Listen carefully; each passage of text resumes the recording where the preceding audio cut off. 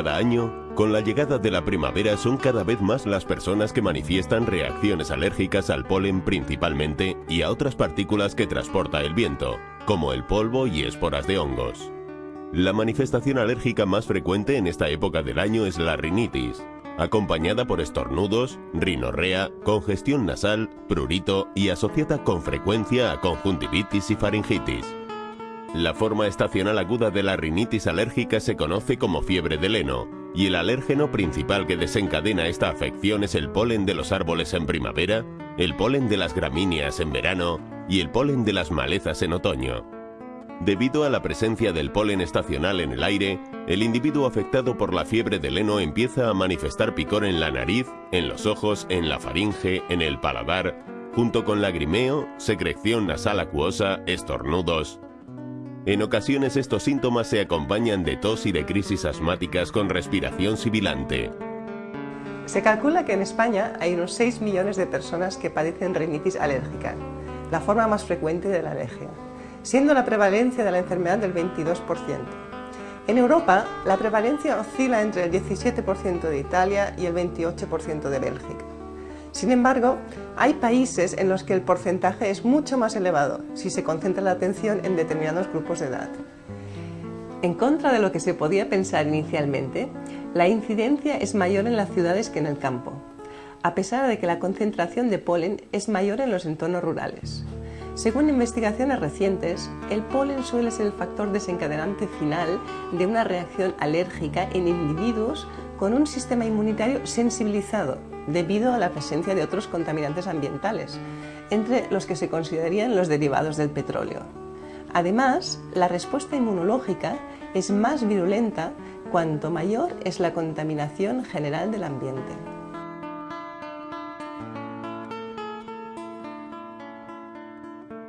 La alergia es una reacción exagerada del sistema inmunitario frente a una sustancia que considera como extraña y peligrosa. El organismo responde a la presencia de estas sustancias extrañas en varias fases. Después de una etapa de reconocimiento, los leucocitos, macrófagos y neutrófilos fagocitarán la mayor parte de pólenes, bacterias, virus, etc. Cuando esta primera respuesta no es suficiente, los linfocitos identificarán los antígenos de las sustancias extrañas y producirán los anticuerpos, las inmunoglobulinas, para eliminarlas. En ocasiones es necesaria la producción de sustancias como la histamina. La reacción alérgica aparece cuando estos sistemas de respuesta inmunológica se activan de forma incontrolada y se producen anticuerpos de forma excesiva en relación con el antígeno.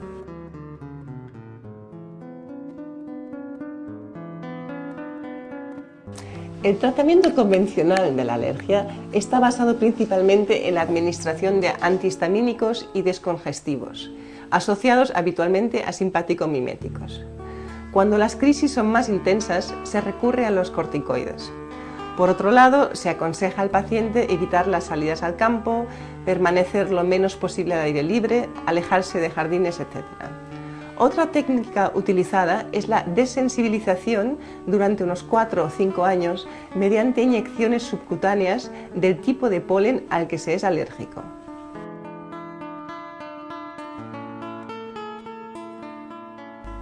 El sistema inmunitario sensibilizado por una serie de factores o desequilibrios del estado de salud es la causa principal de la alergia estacional.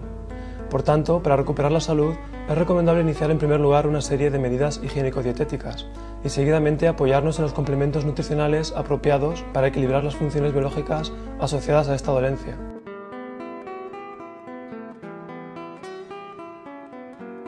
Los alimentos que conviene evitar en estos casos, debido a que se ha comprobado que pueden provocar o intensificar las reacciones alérgicas, son los lácteos, el trigo, la comida procesada o enlatada con aditivos, los embutidos. Asimismo, para mantener o recuperar una adecuada higiene intestinal, conviene no abusar de las carnes rojas y minimizar el consumo de azúcares y harinas refinadas.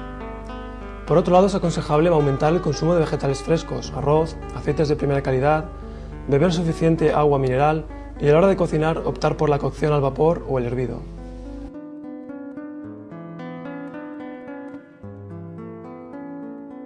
Uno de los factores clave en la recuperación de la salud en las afecciones alérgicas es la higiene intestinal.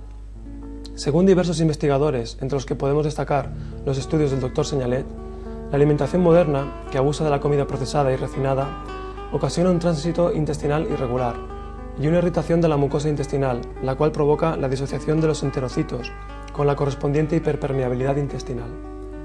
La flora intestinal fermentativa se deteriora y avanza la flora putrefactiva. El intestino se alcaliniza.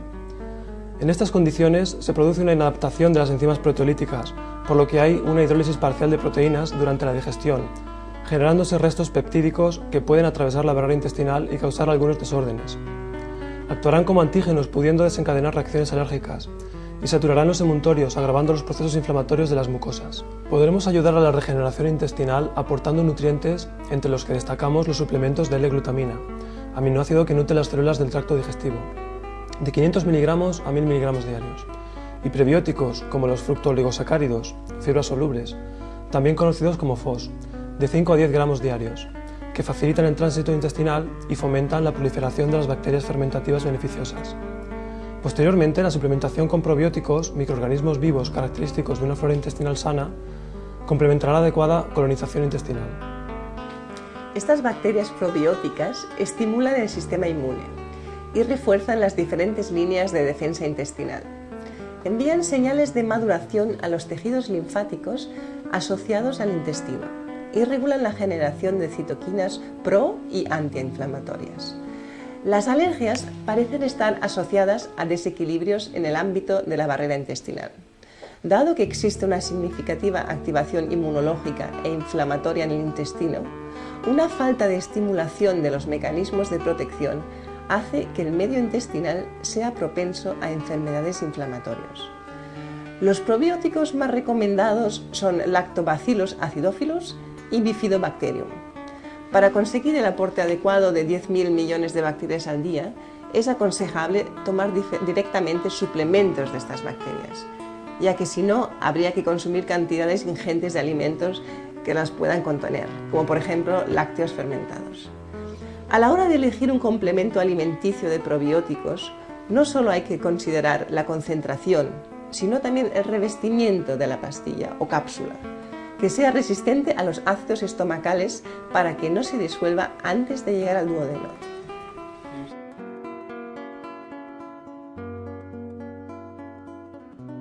A continuación se exponen otros complementos nutricionales que han mostrado en diferentes estudios científicos su efectividad para aliviar los procesos alérgicos. Cabe resaltar que estas recomendaciones son generales, debiendo ser adaptadas en cada caso por un especialista, quien evaluará el estado de salud particular de cada individuo personalizando el tratamiento.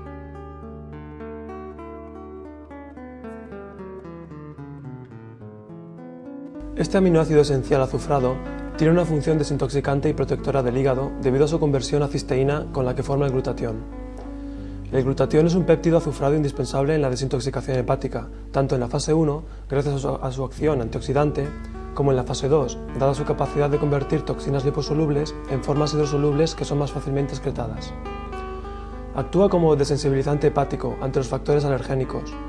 La ingesta de metionina en forma libre ayuda a eliminar la histamina del organismo y a la vez reduce la intensidad y la duración de las reacciones alérgicas. Es aconsejable aportar vitaminas del grupo B, sobre todo B6, B9 y B12, cuando se aumenta el consumo de metionina, para evitar el aumento del aminoácido homocisteína, metabolito intermedio de la síntesis de metionina en cisteína. Los aminoácidos deben ser tomados en forma libre y fuera de las comidas para obtener de ellos un mayor efecto terapéutico que el que se conseguiría si se mezclaran con el resto de aminoácidos de la comida. Para aliviar los procesos alérgicos se recomienda la suplementación de 1 gramo al día de L-metionina.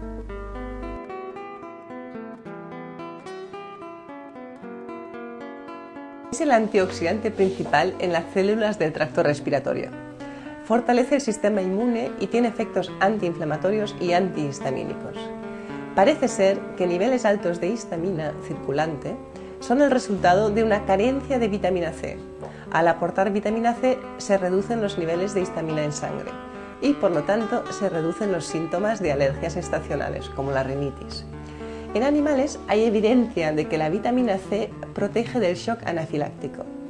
Es también útil frente a las reacciones alérgicas al glutamato monosódico, aditivo alimentario potenciador del sabor, el conocido síndrome del restaurante chino. La dosis recomendada es de 500 miligramos 2 veces al día.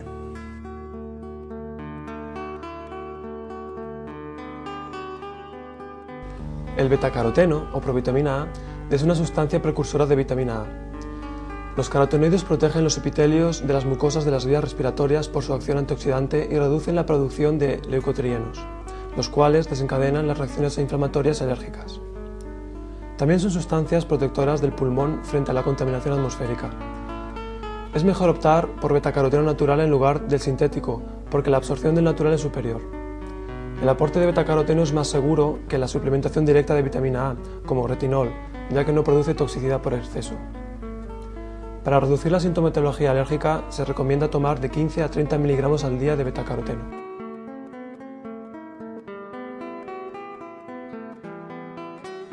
Las antocianidinas son pigmentos hidrosolubles presentes en las bayas de algunas frutas, especialmente en las de color azul púrpura como el mirtilo, la uva negra, el arándano y la grosella. Las antocianidinas inhiben la liberación de la histamina, los leucotrienos, las prostaglandinas y las enzimas inflamatorias. Por lo tanto, resultan muy indicadas en las alergias, fiebre del heno, asma alérgica, reacciones cutáneas producidas por factores ambientales, por alimentos, ácaros, etc. La dosis recomendada es de 160 a 320 miligramos al día.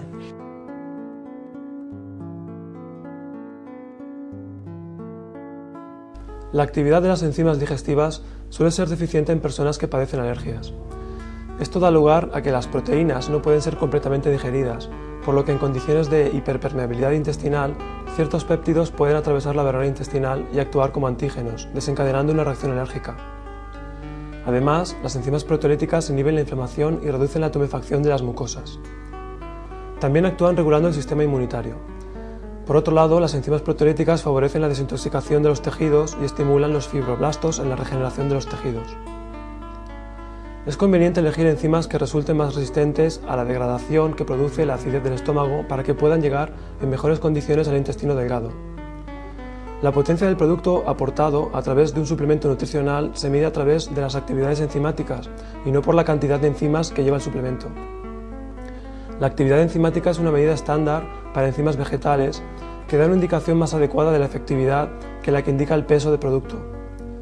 La actividad enzimática es medida y expresada según el Food Chemical Codex.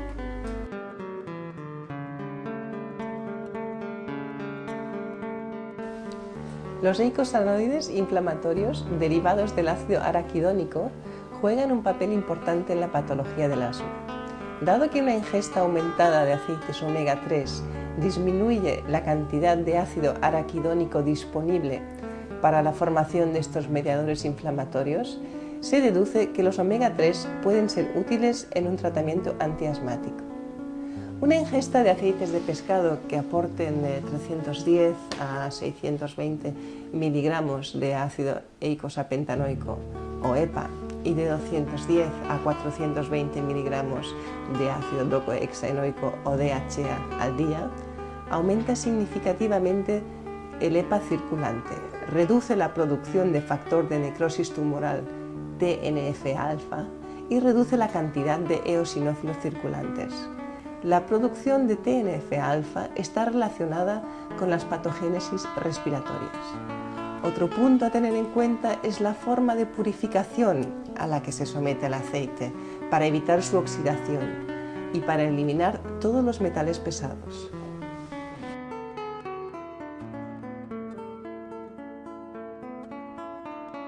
La vitamina B3 o niacinamida inhibe la degranulación de los mastocitos y la liberación de histamina.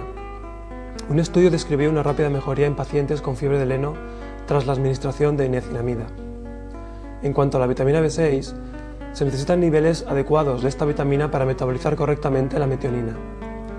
La vitamina B6 demostró su efectividad a las reacciones alérgicas al glutamato monosódico en un estudio a doble ciego en el cual los niveles iniciales de esta vitamina eran similares en los pacientes reactivos y en los que no lo eran.